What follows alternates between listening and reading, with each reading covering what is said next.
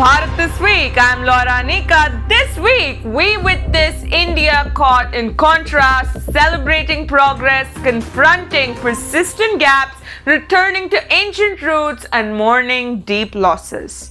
Let's journey through these moments that define our national story. We begin with a sobering reality. India has slipped to 131st out of 148 countries in the Global Gender Gap Report 2025. Despite marginal gains in economic participation, the disparity in education and leadership roles remain glaring. For a country aiming to lead the 21st century, this gap raises tough questions. But even in that backdrop, signs of course correction are emerging from our institutions of learning. In a push for gender parity, Delhi University will now reserve postgraduate seats for single girl children starting 2025. It's a policy that could change futures, encouraging young women to pursue higher education and pushing back against centuries of unequal access. Education empowers, but so does access to sacred experiences, especially those long withheld. And now, a pilgrimage of immense spiritual importance is finally open once again.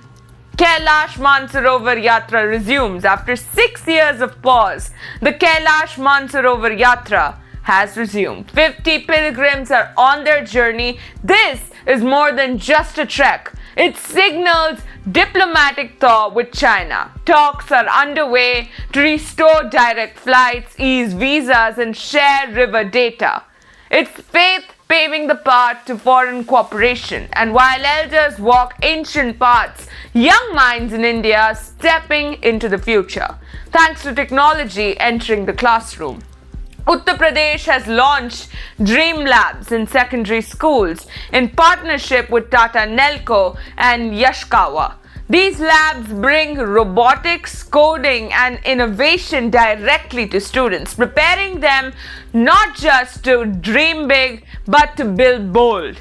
And if we're talking about building, one man's leadership has defined India's developmental decade. And this week, that journey completed 11 years. PM Shri Narendra Modi marks 11 years in office, and MyGov launched national contests under the Viksit Bharat initiative.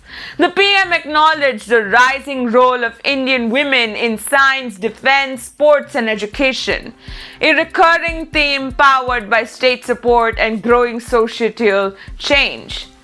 Change isn't just visible in society. It's carved into the landscapes, and in that, India's infrastructure story is making quite powerful headlines.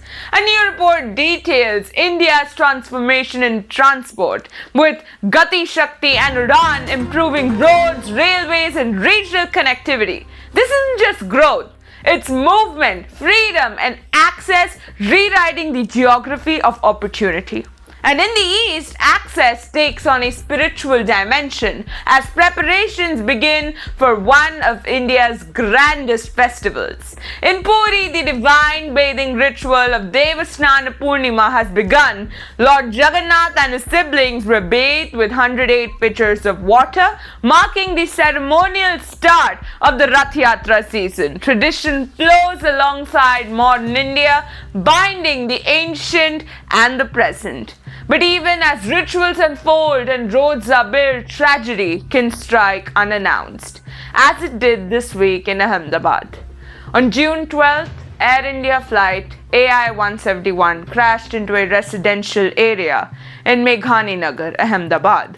Shortly after takeoff, 270 lives were lost in total. The black box has been recovered, and Civil Aviation Minister Ram Mohan Naidu says it will be key to the investigation. Prime Minister Modi visited the site, reviewed relief efforts, and offered condolence. We stand with every grieving family. May the souls lost rest in peace. Om Shanti.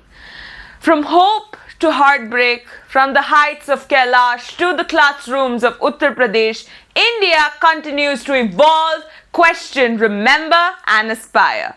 This was Bharat This Week. I'm Laura Anika. Until next time, stay aware, stay compassionate. Jai Hind.